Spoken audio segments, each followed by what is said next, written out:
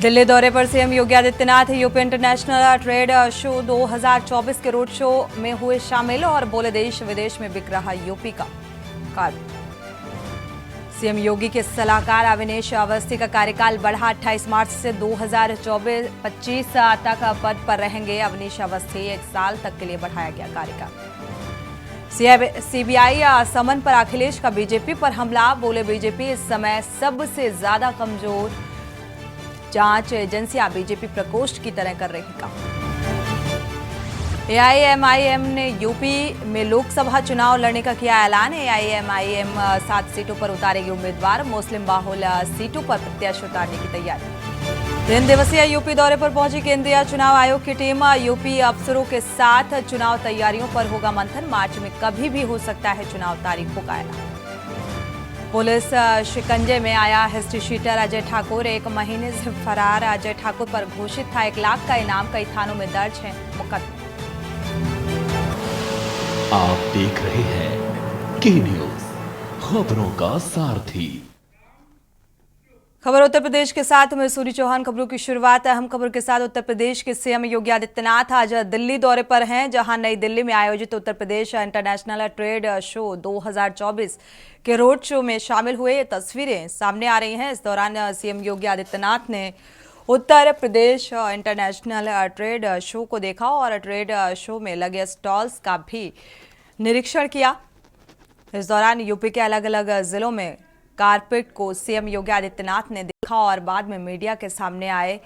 इस दौरान सीएम योगी आदित्यनाथ ने यूपी में दरी के कारोबार के बढ़ते स्तर को भी बताया। साथ ही यूपी में बढ़ते स्वरोजगार के अवसर के साथ ओडीओपी प्रोजेक्ट को लेकर अपनी बात रखी और कहा कि उत्तर प्रदेश के लखनऊ हरदोई में करीब 1000 एकड़ से अधिक क्षेत्रफल में पीएम मित्र पार्क स्थापित करने जा रहे हैं और यूपी में निवेश और यूपी में ट्रेड का काम आसान होगा।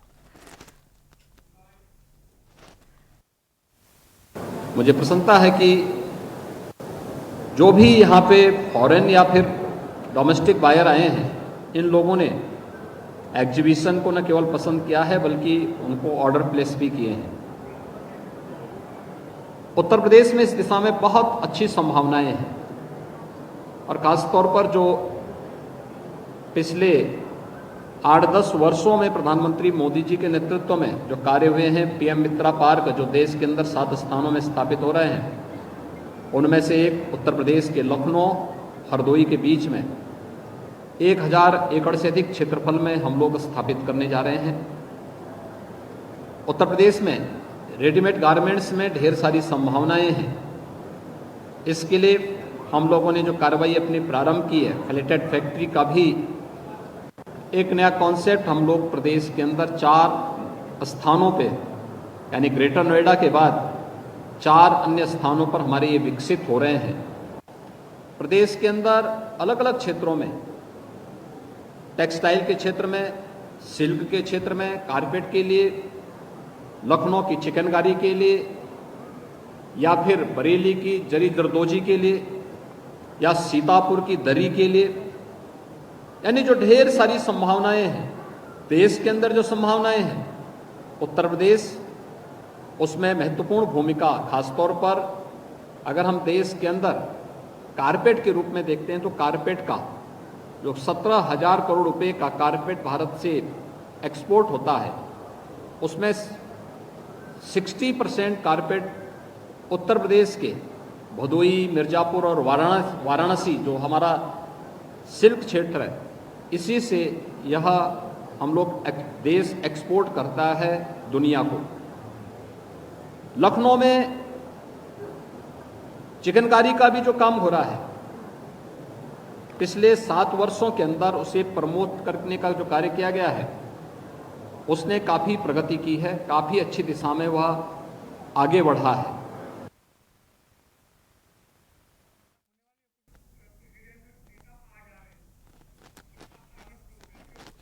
सीधे रुख करते हैं बीजेपी कार्यालय का, जहां पर बैठक का आयोजन किया गया है और नेताओं के पहुंचने का सिलसिला शुरू हो चुका है। ये सीधी तस्वीरें आप देख पा रहे हैं, जहां पर बैठक आयोजित की गई है और अब इस बैठक में जो नेता हैं वो शिरकत करने के लिए एक एक कर पहुंच रहे हैं और अब से कुछ ही देर बाद जब नेताओं का जमावड़ा इकट्ठा होगा तो आगामी लोकसभा चुनाव को लेकर चिंतन और मंथन किया जाएगा। तो कुछ ही देर में बैठक शुरू हो जाएगी। राजस्थान की पहली सूची इस बैठक के बाद जारी हो सकती है, ऐसा अनुमान लगाया जा रहा है। केंद्रीय चुनाव समिति की ये बैठक है और ये पहली बैठक है। तो राजस्थान की पहली सूची इस बैठक के बाद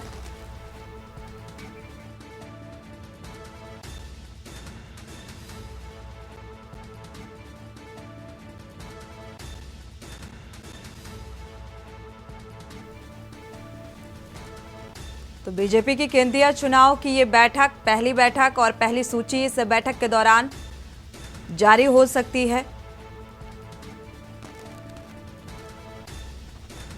तो यूपी सीएम योगी आदित्यनाथ की मौजूदगी में ये बैठक यूपी की 80 लोकसभा सीटों पर प्रत्याशियों के लिए मंथन और किस सीट से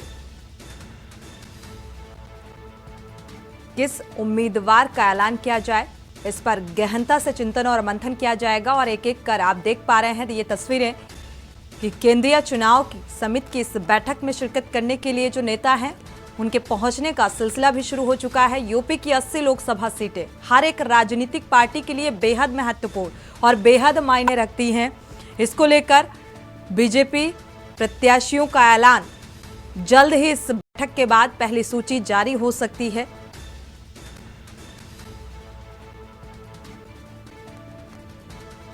क्योंकि अगर विपक्ष की बात करें इंडिया गठबंधन की तो 17 सीटों को लेकर 17 सीटों पर कांग्रेस चुनावी मैदान में नजर आएगी। बाकी की 63 सीटों पर अन्य इंडिया गठबंधन के जो दल हैं समाजवादी पार्टी समेत वो चुनावी मैदान में नजर आएंगे।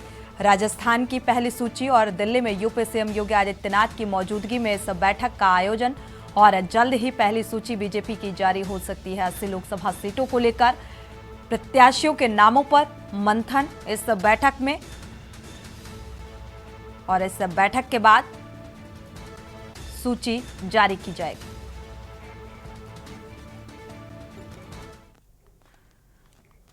बढ़ते आगे, समाजवादी पार्टी के राष्ट्रीय अध्यक्ष और उत्तर प्रदेश के पूर्व मुख्यमंत्री अखिलेश यादव ने लखनऊ में प्रेस कॉन्फ्रेंस की। इस दौरान उन्होंने बीजेपी पर जमकर हमला बोला। अखिलेश ने सीबीआई की नोटिस पर प्रतिक्रिया दी है। कहा है कि सीबीआई ने पहला समन दूसरा किया और अब हमने तो आपको ये जानकारी नहीं दी और जवाब दे दिया कि मेरा काम नहीं है, हम जवाब लीक करें और ये काम बीजेपी का है। सीबीआई की तरफ से जो कागज आया उसका जवाब दे दिया गया है। चुनाव से पहले समन आने पर अखिलेश ने आरोप लगाया कि जांच एजेंसियां बीजेपी के प्रकोष्ठ की तरह काम करती हैं और कहा कि राजनीति कर रहे हैं तो इन चीजों का सामना करना पड़ेगा। नेताजी को भी सामना करना पड़ा था। अखिलेश ने कहा कि उद्योगपतियों का 15 लाख करोड़ का कर्ज माफ हो सकता है तो हमारे किसानों का कर्ज माफ क्यों नहीं हो सकता। समाजवादी पार्टी इस पक्ष में है कि उत्तर प्रदेश में बीजेपी को 80 हराओ और ओल्ड पेंशन पाओ। 10 साल के बाद भी मुझसे बेहतर आप जानते हो, समाजवादी पार्टी हर संस्था का सहयोग करती है और कोई पहली बार नहीं हुआ है या पहली बार सीबीआई नहीं बुला रही है। याद करो नेताजी और हमारे परिवार को कितने दिन सीबीआई के अंडर रहना पड़ा। अगर आप राजनीति कर रहे हैं और पीडीए के लिए आप लड़ाई लड़ रहे हैं तो इन सब चीजों का सामना करना पड़ेगा। इसीलिए मैंने कहा कि भारतीय जनता पार्टी इस समय सबसे ज्यादा कमजोर है, सबसे ज्यादा कमजोर स्थिति में। 10 साल के बाद भी इतने घबराए हुए लोग। लोगों ने संकल्प लिया है कि पीडीए परिवार को बढ़ाने का काम हम लोग लगातार बूथ स्तर पर करेंगे। जिस तरीके से भारतीय जनता पार्टी संविधान और लोकतंत्र की धज्जियां उड़ा रही है, जिस तरीके से कभी मंथन हुआ था, समुद्र मंथन, उसी तरीके से 2024 में संविधान मंथन होने जा रहा है। उद्योगपतियों का 15 लाख करोड़ उनका कर्ज माफ हो सकता है, तो हमारे किसानों का पूरा कर्ज माफ क्यों नहीं हो सकता? समाजवादी पार्टी इस बात की लड़ाई लड़ेगी कि किसानों का कर्ज माफ हो, एमएसपी मिले। और सबसे पहले देश में उत्तर प्रदेश में जब चुनाव होने जा रहा था, समाजवादी लोगों ने कहा था ओल्ड पेंशन बहाल होगी और अपने घोषणा पत्र में लिखा था। उसके बाद कांग्रेस पार्टी ने राजस्थान में ओल्ड पेंशन बहाल की, हिमाचल में इलेक्शन का मैनिफेस्टो में डाला, और देश भर में आज ओल्ड पेंशन को लेकर के कर्मचारी पक्ष में, समाजवादी पार्टी इस पक्ष में है कि उत्तर प्रदेश में बीजेपी को 80 हराओ और ओल्ड पेंशन अपनी पाओ। बढ़ते आगे खबर मैनपुर से है, जहां राज्यसभा में हुई क्रॉस वोटिंग और अखिलेश यादव को सीबीआई समन को लेकर सांसद डिंपल यादव का भी बयान सामने आया। डिंपल यादव ने कहा है कि मैं समझती हूं कि इंडिया अलायंस चुनाव लड़ने जा रहा है और समाजवादी पार्टी कांग्रेस दोनों ही मजबूत स्थिति में हैं और अच्छा चुनाव लड़ने जा रहे हैं, और इस तरह की हरकतें जो बीजेपी द्वारा की जा रही हैं वो दर्शाता है कि उनकी तैयारी नहीं है और गठबंधन की जो ताकत है उससे डरी हुई है। तैयारी के लिए ही मुलाकात हो रही है और लगातार कार्यकर्ताओं से और जितने भी हमारे क्षेत्र के लोग हैं उनसे लगातार संपर्क में हैं। राज्यसभा चुनाव में बगावत देखने को मिली, क्या लगता है किस तरह की आगे की रणनीति रहेगी ऐसे लोगों में जिन्होंने बगावत की है, क्रॉस वोटिंग की है? मैं समझती हूँ कि क्योंकि इंडिया अलायंस चुनाव लड़ने जा रहा है और समाजवादी पार्टी और कांग्रेस दोनों ही बहुत ही मजबूत स्थिति में हैं और बहुत ही अच्छा चुनाव लड़ने जा रहे हैं, तो इस तरह की हरकतें जो भाजपा द्वारा की जा रही है वो दर्शाता है कि वो कितने तैयारी नहीं है उनकी, और दर्शाता है कि वो किस तरह से इस गठबंधन की जो ताकत है उसको महसूस कर रहे हैं। सीबीआई द्वारा राष्ट्रीय अध्यक्ष को नोटिस जारी करना, वो भी चुनाव लगभग लोग तैयारी में लगे हुए हैं गठबंधन। हम देखते आए हैं कि पूरे देश में किस तरह सीबीआई का, ईडी का दुरुपयोग लगातार होते जा रहा है, और जो भी समन आया है, जो भी आया है, मैं नहीं समझती हूँ कि चुनाव को देखते हुए और इलेक्शन के बाद जब गठबंधन हो गया है और जब मजबूत स्थिति है हमारी आज उत्तर प्रदेश में, उसको देखते हुए आया है। और ये खाली समाजवादी पार्टी को नहीं आया, इस तरह के ईडी के नोटिसेस। तो आरोप और प्रत्यारोप का दौर शुरू हो चुका है। बढ़ते आगे खबर झांसी से है। जल शक्ति मंत्री स्वतंत्र देव सिंह गुरुवार दोपहर करीब झांसी पहुंचे। सीबीआई द्वारा अखिलेश यादव को समन जारी करने के सवाल पर उन्होंने कहा कि कानून अपना काम कर रहा है, जो भी दोषी होगा उस पर कार्रवाई होती है, और बीजेपी की जब सरकार बनती है तो गरीबों की सेवा और कल्याण के लिए बनती है, और हम लोग रात दिन काम करते हैं, बीजेपी विकास करती है। आज यूपी में कानून का राज है, और कहा कि केंद्र सरकार और राज्य सरकार डबल इंजन की सरकार लगातार आम जनता के हित में काम कर रही है। सरकारी एजेंसी निष्पक्ष होकर काम कर रही है, कोर्ट अपना काम कर रहा है।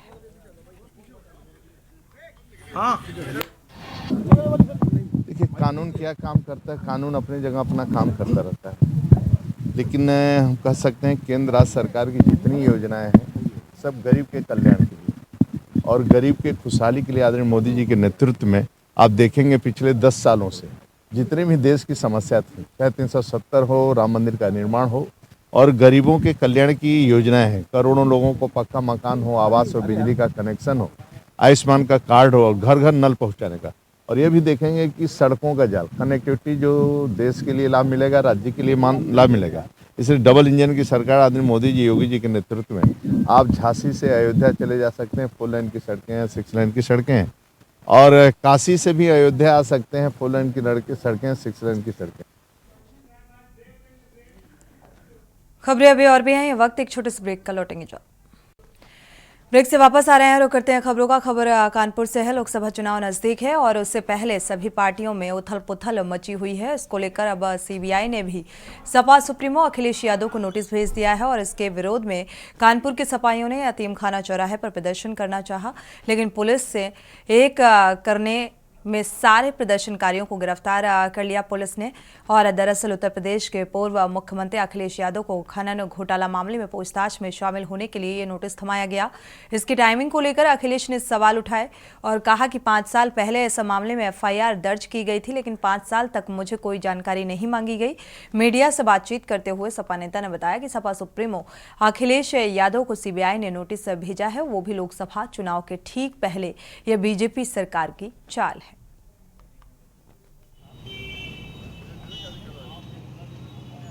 हम अकेले इस मारे आ गए कि हम अकेले चले कारवां, अकेले ही चले।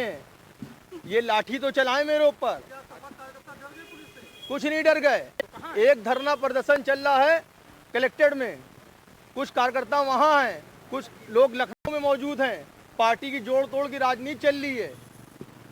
तो मांग बस यही की है कि हमारे नेता को, अगर आपने लेटर भेजा है, अगर आप मेरे नेता को अगर अरेस्ट करते हैं तो हम लोग चुपचाप नहीं बैठेंगे। युवा पूरे उत्तर प्रदेश के अंदर एक बहुत ही बड़ा आंदोलन छेड़ेंगे और इस मोदी सरकार को उखाड़ फेंकने का काम करेंगे। बढ़ते आगे खबर लखनऊ से है, जहां आगामी लोकसभा चुनाव की तैयारियों को लेकर केंद्रीय चुनाव आयोग अब एक्टिव मोड पर नजर आ गया है। एक महीने बाद एक बार फिर आज यानी कि 29 फरवरी को आयोग अपने 3 दिवसीय दौरे पर लखनऊ पहुंचा। केंद्रीय चुनाव आयोग की टीम ने योजना भवन में आयोजित निर्वाचन बढ़ते कदम प्रदर्शनी का शुभारंभ और अवलोकन किया। निर्वाचन आयोग बैठक प्लान की बात करें तो मुख्य निर्वाचन अधिकारी, पुलिस, सीपीएफ के नोडल अधिकारी संग बैठक करेंगे और राजनीतिक दलों के साथ बैठक के बाद योजना भवन में राजनीतिक पार्टियों के साथ बैठक होगी। कल सुबह करीब 9:30 बजे से डीएम एसपी के साथ मीटिंग होगी और जिसमें पुलिस कमिश्नर भी मौजूद रहेंगे। 2 मार्च को सुबह 9:30 बजे प्रवर्तन एजेंसियों के साथ बैठक होगी। 2 मार्च को सुबह 11 बजे करीब मुख्य सचिव डीजीपी के साथ मीटिंग और 12:30 बजे के करीब चुनाव आयोग की प्रेस कॉन्फ्रेंस होगी। जानकारी के मुताबिक यूपी की नई वोटर लिस्ट में 15 करोड़ से ज्यादा मतदाता हैं। 57 लाख नए वोटर जोड़े गए, 31 लाख गलत नाम हटाए गए। मार्च के दूसरे पखवाड़े में किसी भी दिन चुनाव की तारीखों की घोषणा हो सकती है।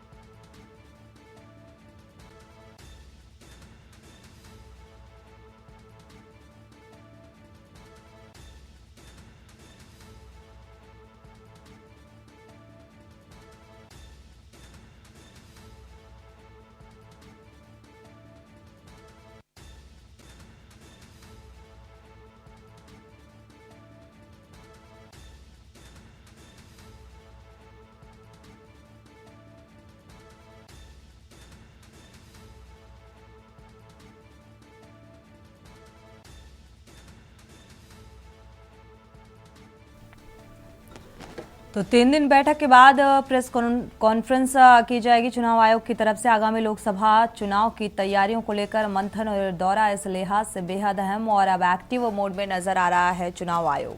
तो आगामी लोकसभा चुनाव को लेकर कभी भी तारीखों का ऐलान हो सकता है।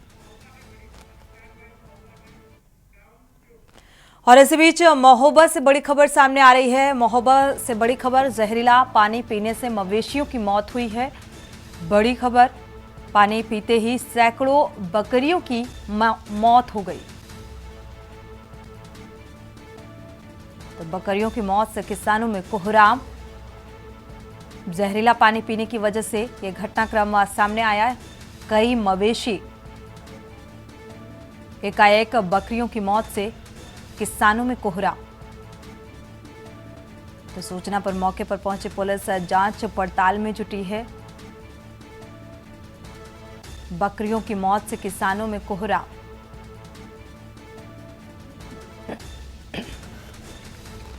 तो खनेजा बैरियर के पास की यह घटना, कबरई थाना क्षेत्र का यह मामला सामने आ रहा है। महोबा से अहम खबर, जहरीला पानी पीने की वजह से ये मवेशियों की मौत हुई है। पानी पीते ही सैकड़ों मवेशी की मौत हो गई।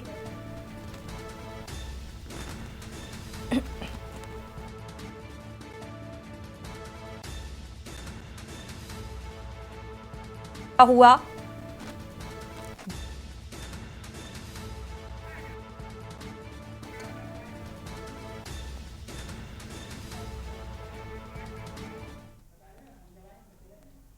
इसी के साथ बुलेटिन में फिलहाल बस इतना ही। आगे खबरों के लिए आप देखते रहिए के न्यूज़ इंडिया।